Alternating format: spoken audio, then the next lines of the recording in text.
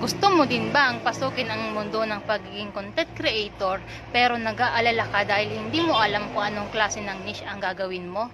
Panoorin mo ang bidyong ito dahil sigurado ako makakakuha ka ng idea na maaaring makatulong sa iyong pagdedesisyon.